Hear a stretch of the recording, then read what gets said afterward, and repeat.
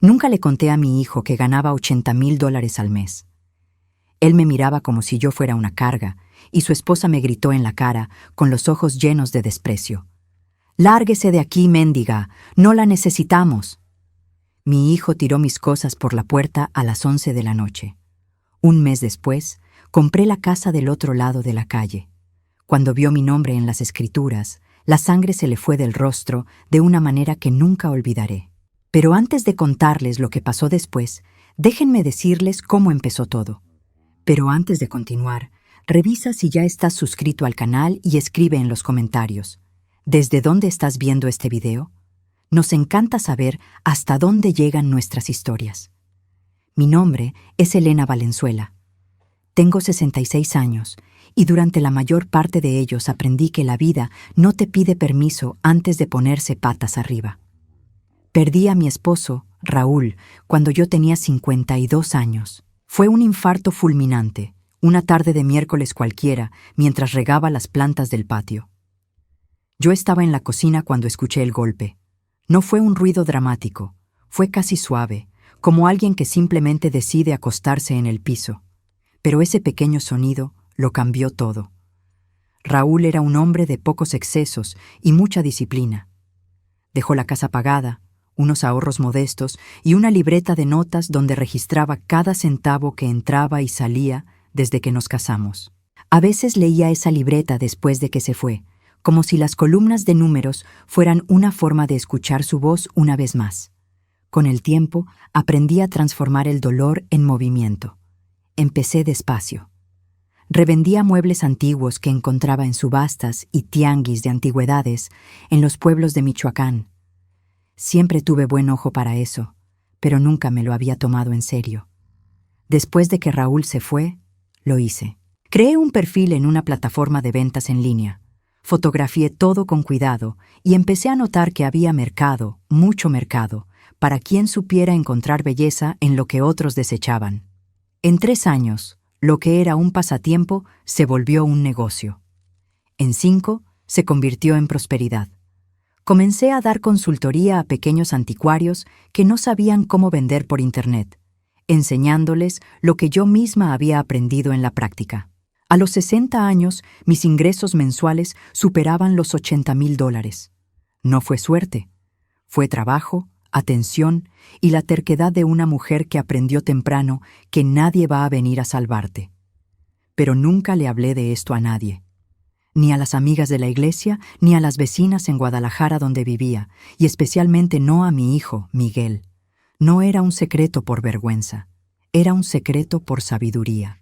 Raúl me enseñó eso sin querer, cuando su hermana heredó una cantidad considerable de su madre, y en menos de 2 años estaba rodeada de personas que nunca antes se habían preocupado por ella. El dinero no cambia quién eres. Cambia quiénes deciden ser los demás cuando están cerca de ti. Y yo no quería ser puesta a prueba de esa manera. Así que seguí siendo la Elena de siempre. Manejaba un coche del 2018, usaba ropa sencilla, tomaba café en tazas de porcelana barata y fingía no notar cuando la gente hablaba de mi vida con esa mezcla de lástima y condescendencia que ellos consideraban amable. Miguel era mi único hijo. Creció siendo un niño sensible, curioso, del tipo que lloraba con las películas y preguntaba el porqué de las cosas. Lo amé con todo lo que tenía. Después de que Raúl se fue, fuimos él y yo por muchos años. 2 personas aprendiendo a ser una familia a la mitad, rearmándonos como esos muebles antiguos que encontraba en los tianguis. Agrietados, pero aún con la estructura para durar. Entonces conoció a Valeria. No voy a decir que su presencia fue, desde el principio, una sombra. Sería deshonesto. En los primeros meses, ella era encantadora, con ese tipo de encanto que sientes, pero no puedes describir exactamente, porque no está en nada específico, está en todo al mismo tiempo. Una sonrisa en el momento adecuado, una pregunta en el instante preciso, la cualidad de hacerte sentir que estás siendo vista, sin que te des cuenta de que estás siendo evaluada. Fui a la boda de Miguel un sábado de mayo, en una ceremonia pequeña en su departamento en la Ciudad de México. Llevé un vestido azul marino, me senté en la primera fila, Lloré en el momento adecuado y sonreí durante toda la cena. Hice todo lo que hace una buena madre. Y cuando ella me abrazó al final de la noche y me dijo que yo era la suegra que siempre había deseado, le creí. Debería haber prestado más atención a lo que ella realmente deseaba. Las primeras señales fueron pequeñas, del tipo que descartas como parte de la adaptación, como diferencias de carácter, como el roce natural de personas que apenas están aprendiendo a compartir un espacio afectivo. La foto de Raúl que desapareció del librero. El comentario en Semana Santa sobre lo difícil que debe ser mantener una casa grande con una pensión de viudez. La forma en que ella siempre ponía la palabra sola cerca de mi nombre, como si fuera un adjetivo permanente. Lo noté todo, y me lo fui tragando porque amaba a mi hijo. Fue Miguel quien me llamó en septiembre de ese año, con un tono de voz que yo conocía desde que él tenía 16 años, y había roto algo. Demasiado cuidadoso, demasiado amable. La actitud de quien está pidiendo perdón por adelantado. Me dijo que Valeria y él habían platicado, que tenían un cuarto libre, que sería más fácil para todos si yo vendía la casa en Guadalajara y me iba a vivir con ellos a la Ciudad de México. Más fácil para todos. Debía haber preguntado, ¿fácil cómo? ¿Fácil para quién? Pero estaba cansada de las noches largas, del silencio que crecía dentro de la casa después de que se ocultaba el sol, del vacío que 17 años no habían logrado llenar por completo. Así que dije que sí. Vendí la casa. Empaqué mis plantas, mi laptop, los discos duros externos donde vivía todo mi negocio y 2 cajas con las pertenencias de Raúl que aún no había podido regalar. Llegué a la Ciudad de México un lunes frío de enero, cargando toda mi vida en maletas organizadas, pensando que estaba yendo a mi hogar. No era así. El departamento de Miguel y Valeria era bonito, con ese buen gusto calculado de quien decora para impresionar, no para vivir. Todo en su lugar, todo del color correcto, todo con una ligereza estudiada que no dejaba espacio para nada que se saliera del plan. El cuarto que me asignaron era pequeño, pero tenía una ventana por donde entraba el sol de la mañana, y decidí que eso era suficiente. Puse una de mis plantas en el alféizar, organicé mi espacio de trabajo en una esquina de la cama, y durante los primeros días me despertaba antes que todos para trabajar en silencio, como siempre lo había hecho. Duró 3 semanas. Valeria empezó con los comentarios sobre el ruido del teclado, luego sobre la luz de la laptop que ella alcanzaba a ver por la rendija de la puerta. Después, sobre las llamadas que yo hacía en voz baja y que, según ella, perturbaban su concentración. Adapté cada cosa. Cambié el teclado, cerré la puerta, empecé a usar audífonos y a susurrar en las llamadas. Y mientras me encogía dentro de ese cuarto, me daba a mí misma los mismos consejos que damos cuando no queremos ver lo que está frente a nuestros ojos. Se está adaptando. Dale tiempo. Miguel te ama. Lo que yo no sabía, lo que descubriría mucho después, era que esa adaptación tenía fecha de caducidad, que mientras yo reorganizaba mi rutina para ocupar menos espacio, Valeria ya había trazado una línea en el calendario. La noche en que todo se vino abajo fue un martes de marzo. Me había quedado más tiempo en una llamada con una clienta de Madrid. 20 minutos más de lo planeado, porque ella estaba teniendo dificultades con un sistema nuevo y no tuve el corazón para colgarle a la mitad. Cuando salí del cuarto, Valeria estaba en el pasillo, con los brazos cruzados. La expresión de quien finalmente había llegado al límite de una paciencia que, como me daría cuenta después, nunca había existido realmente. Miguel estaba detrás de ella, y no me estaba mirando. Lo que siguió fue breve y quirúrgico. Valeria habló sobre límites, sobre el espacio que yo ocupaba, sobre el cuarto que en realidad siempre había estado destinado para otro propósito.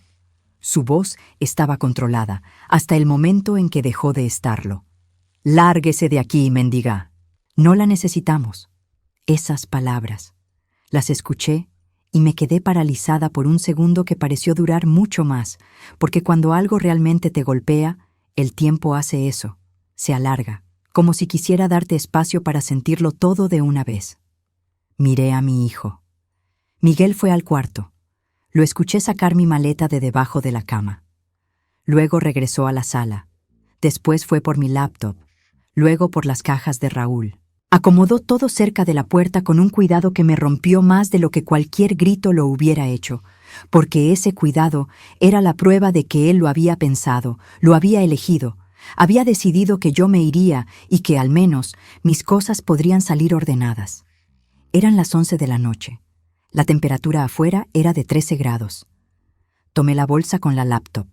Levanté la maleta.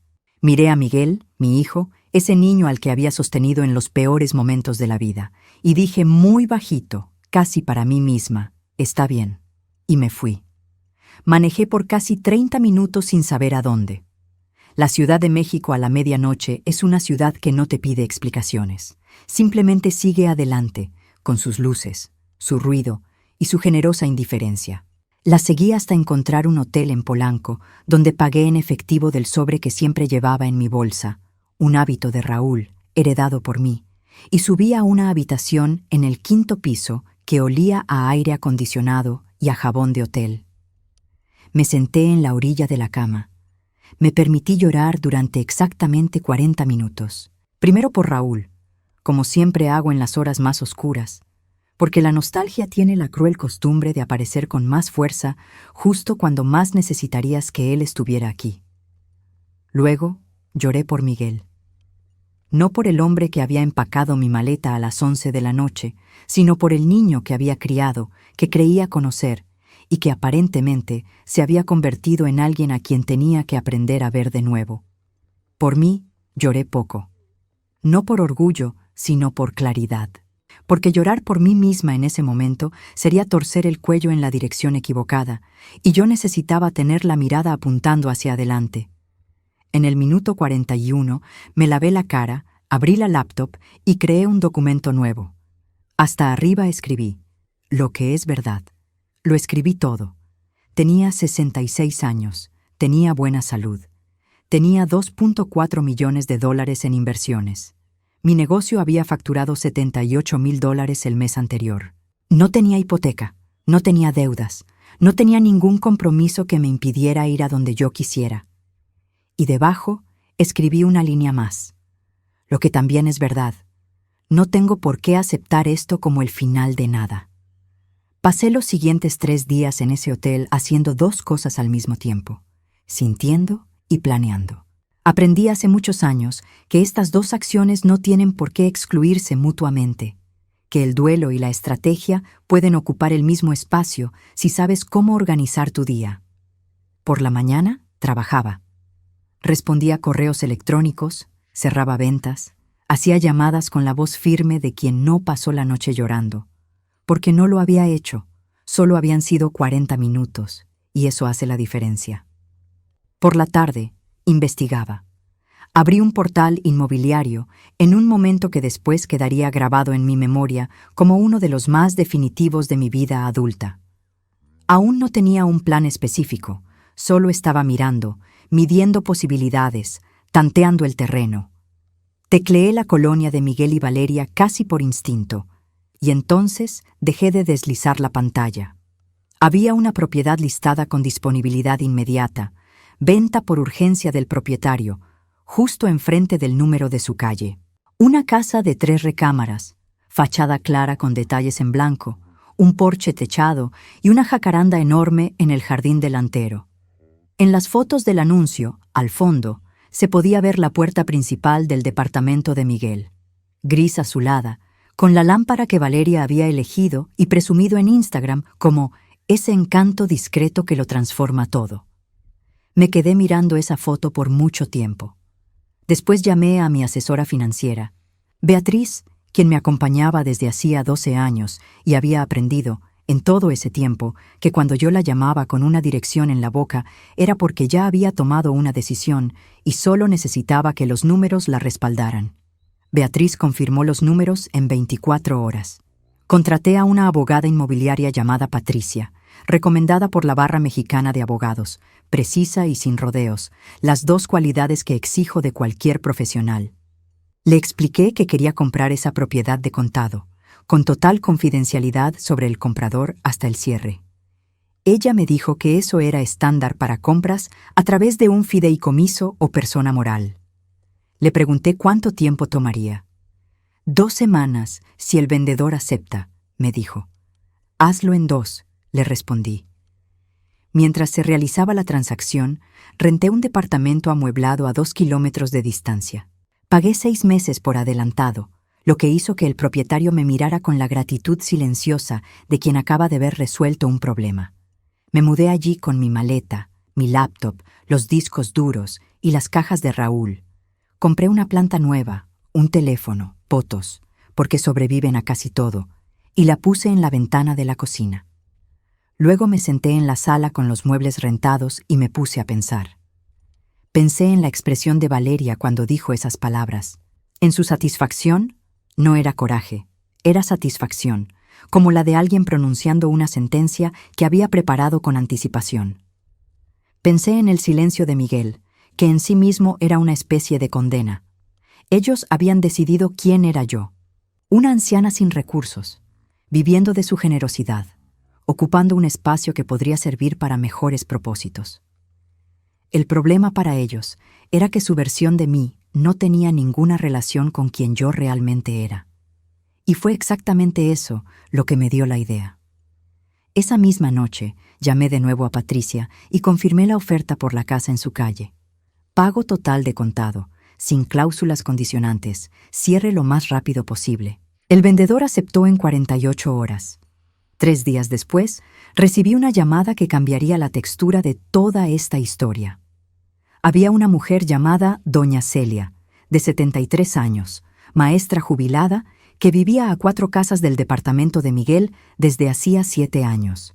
Ella y yo nos habíamos conocido en la fiesta de inauguración del departamento, antes de que Valeria consolidara por completo su versión de quién era yo para el vecindario, y habíamos mantenido un contacto esporádico desde entonces.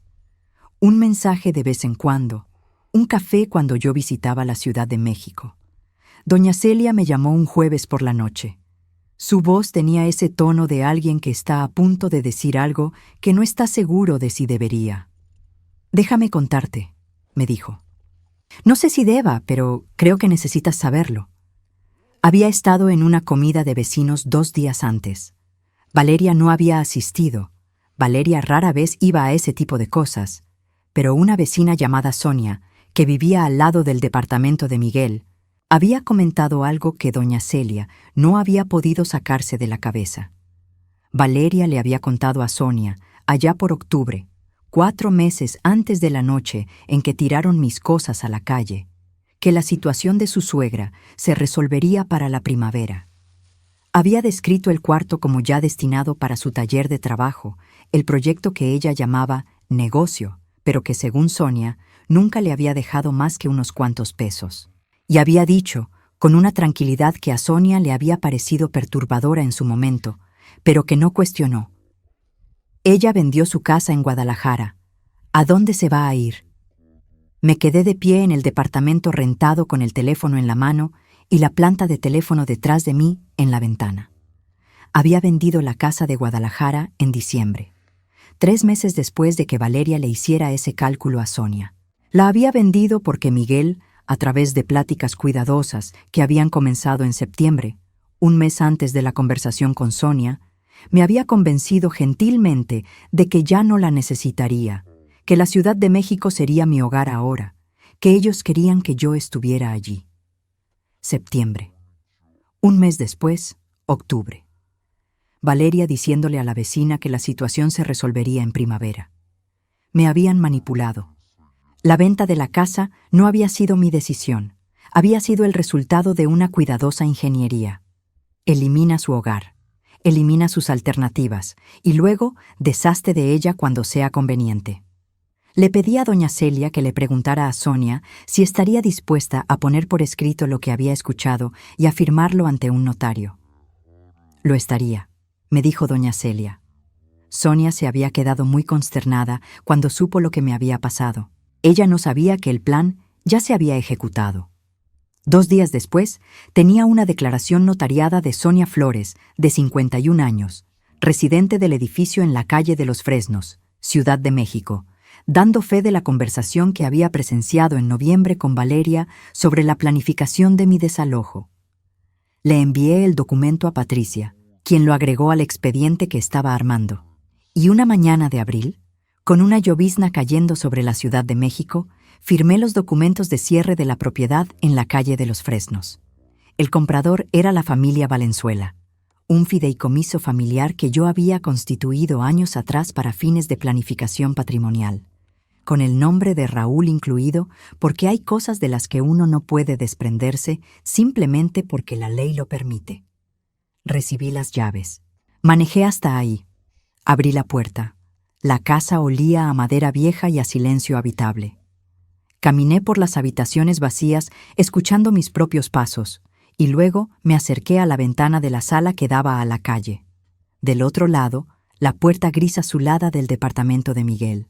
Pensé, cuando veas mi nombre en ese buzón, quiero que entiendas algo. No es venganza. Es una mujer a la que subestimaste, mostrándote el costo de ese error. Después fui a medir las ventanas para encargar las cortinas. No me mudé con prisa. Nunca hago nada con prisa. La prisa es la forma más eficiente de darle ventaja al que está del otro lado. Contraté a 2 muchachos para la mudanza, organizados y sin preguntas innecesarias. Un sábado, mi vida salió del departamento rentado y entró a la casa de la calle de los Fresnos. Compré una cama nueva, un sillón de lectura, un escritorio para mi espacio de trabajo, un comedor con 4 sillas, porque una mesa con 4 sillas dice algo diferente sobre una vida que una mesa con una sola.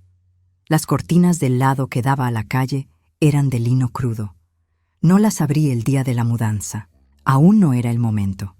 El descubrimiento ocurrió a la mañana siguiente, domingo, 30 horas después de que el camión de mudanza se había ido. Yo estaba en la cocina con mi café cuando escuché afuera un sonido que reconocí. No por la intensidad, sino por la cualidad. El azote de la puerta de un coche, cerrada con fuerza por alguien que acababa de ver algo que no se esperaba. Después escuché pasos en mi porche. El toque en la puerta fue firme, de esos que están a un paso de ser golpes. Fui a la puerta con el café en las manos. Llevaba puesto un suéter de punto azul marino, el de botones dorados, porque me visto bien todas las mañanas. Un hábito de Raúl. La forma en que te vistes te dice qué tipo de día vas a tener. Abrí la puerta. Eran Miguel y Valeria. Miguel tenía la expresión de un hombre que había pisado un escalón donde creía que había suelo, y no lo había.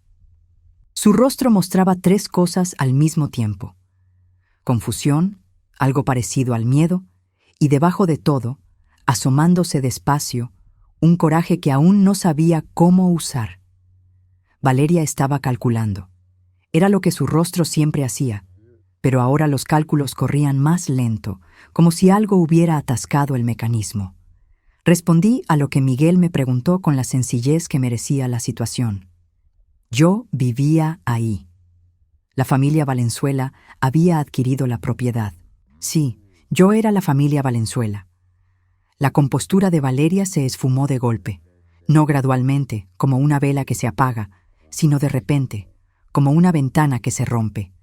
Dijo que yo no podía hacer eso, que era una locura, que ellos me ayudarían a encontrar otro lugar, en otra colonia, en otra parte de la ciudad, en cualquier lugar que no fuera allí.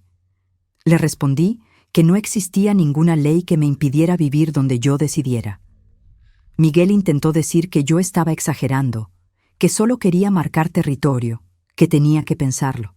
Le contesté que lo había pensado bastante, a lo largo de varias semanas. Entonces Valeria perdió los estribos por completo. Me dijo que yo era una mujer rencorosa haciendo esto a propósito para destruirles la vida, que nadie en esa calle quería a una vieja amargada sentada en la ventana vigilando la casa de los demás, y que cuando recobrara el juicio, ella ya no estaría dispuesta a ayudarme.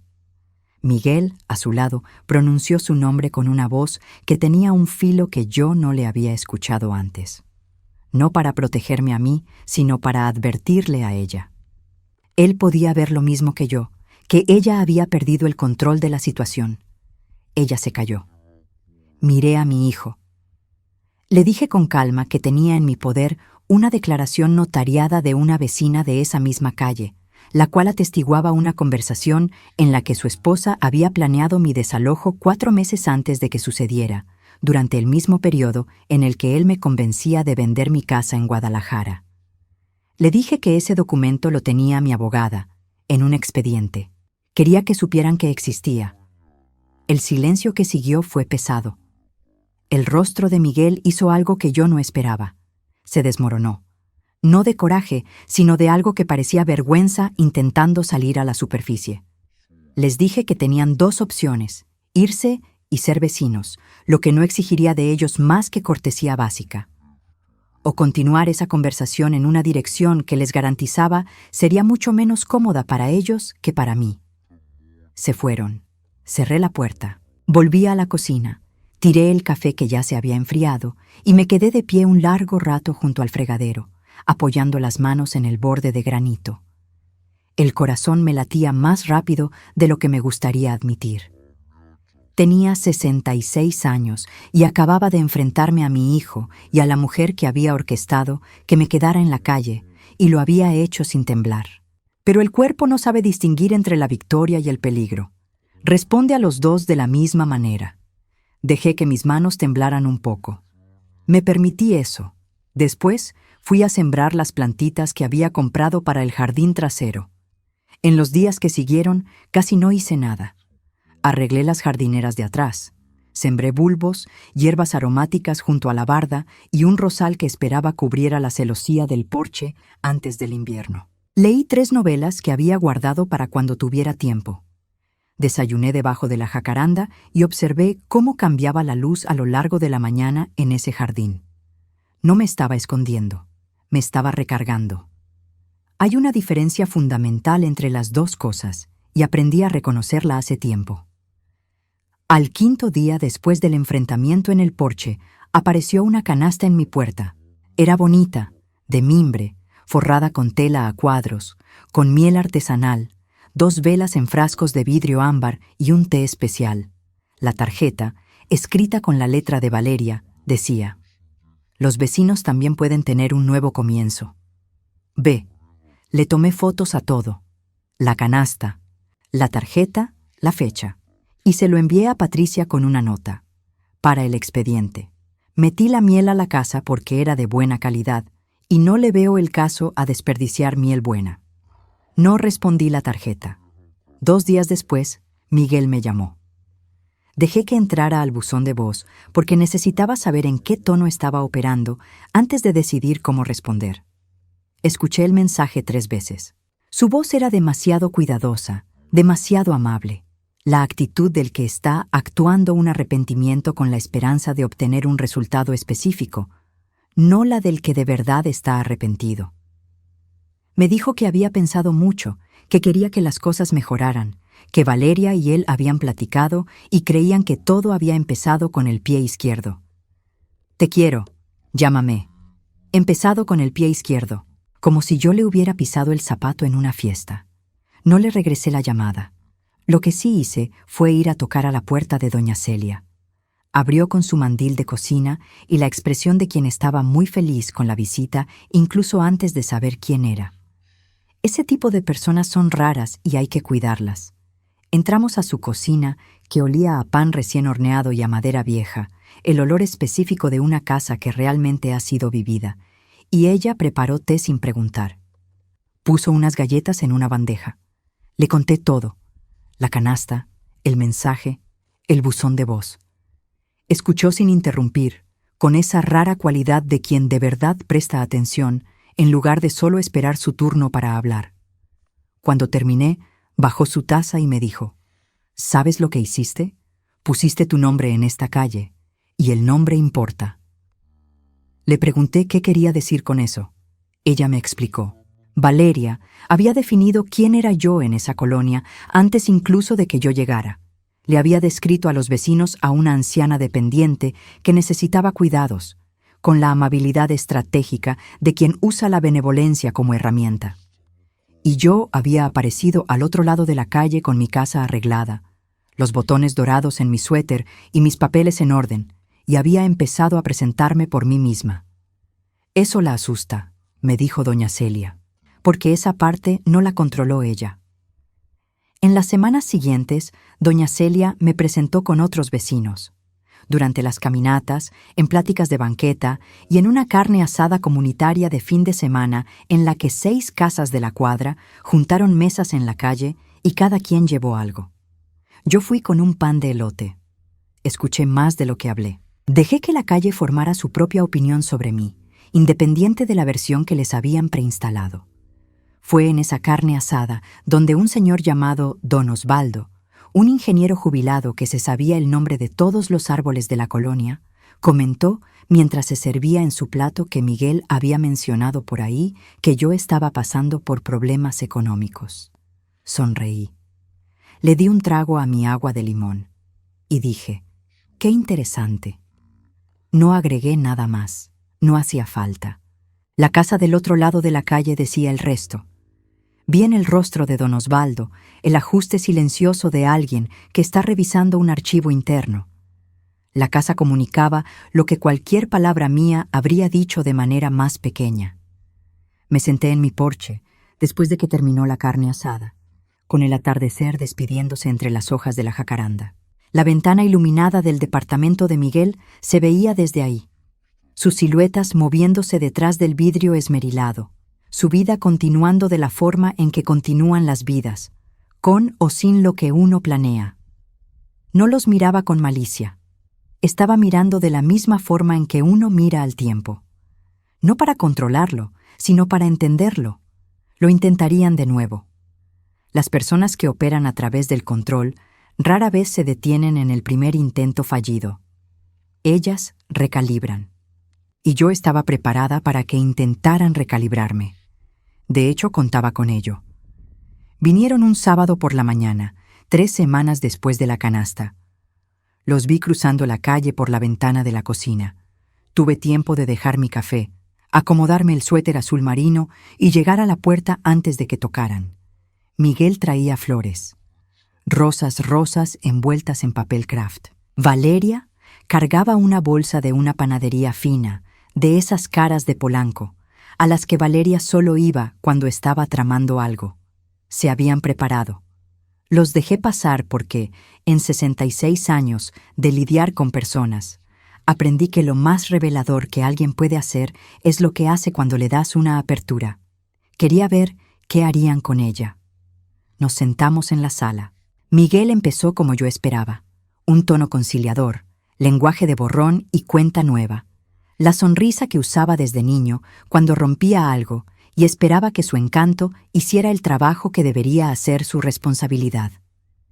Valeria estaba a su lado, con una postura abierta y suave que había ensayado. Se le notaba el ensayo. Dijeron que querían empezar de nuevo, que éramos familia, que las cosas se habían salido de control. Les pregunté qué, específicamente, significaría empezar de nuevo. Valeria tomó la palabra. Dijo que significaba que todos siguiéramos adelante, sin mirar atrás, sin...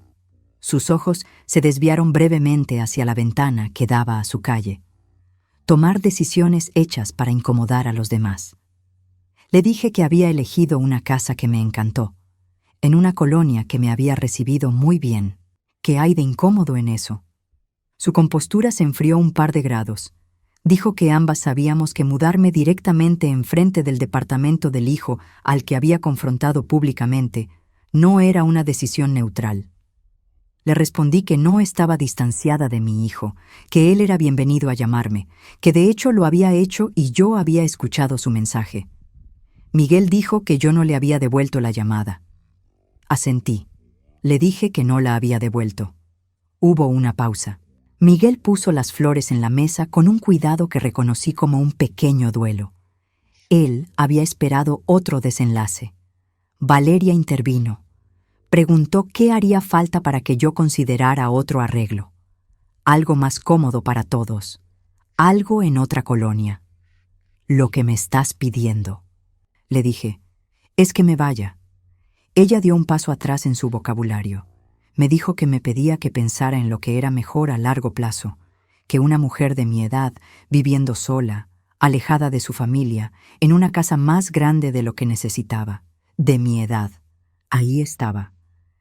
Le dije que no estaba sola, que había cenado con doña Celia el jueves, que don Osvaldo me había ayudado a identificar la jacaranda el mes pasado, que los hijos de Sonia me saludaban con la mano todas las mañanas desde la parada del camión, que estaba mucho menos aislada ahí de lo que había estado en su cuarto de visitas. Valeria se quedó en silencio unos segundos.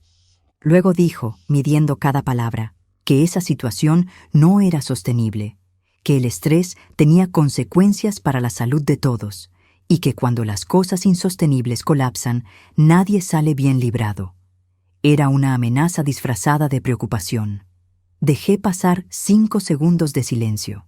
Luego dije, tengo un documento notariado de una vecina de esta calle que da fe de una plática en la que tu esposa planeó desalojarme 4 meses antes de que pasara, justo en el mismo periodo en que tú me estabas convenciendo de vender mi casa en Guadalajara.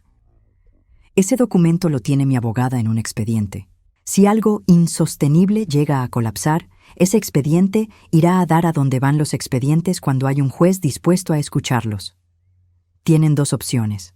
Se van de aquí y somos vecinos, lo que no les exige más que una cortesía básica.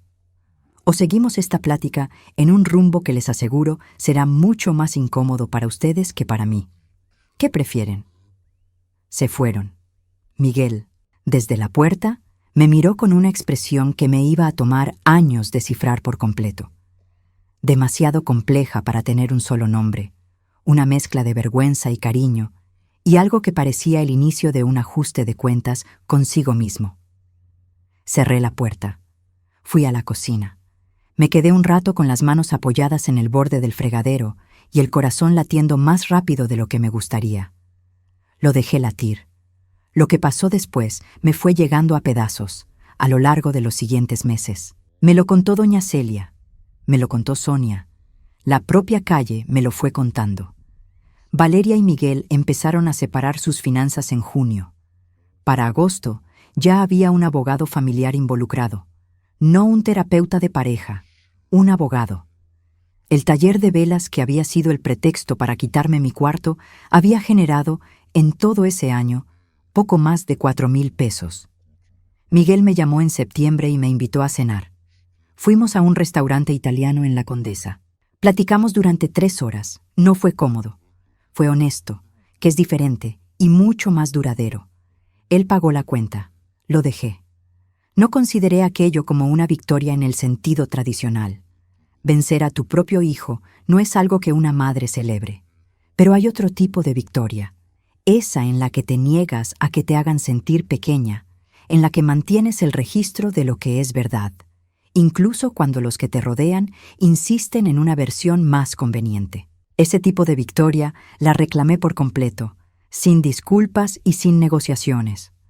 1 año es tiempo suficiente para que una calle te conozca. El jardín delantero tuvo tulipanes en mayo, lavanda en julio, y el rosal había cubierto la celosía del porche de tal manera que hizo que don Osvaldo se detuviera en la banqueta para tomarle una foto. Había puesto una banca bajo la jacaranda, y en las mañanas bonitas me tomaba ahí mi primer café antes de sentarme a trabajar. Mi negocio había crecido. La turbulencia del año anterior había afilado mi enfoque de una forma que no esperaba.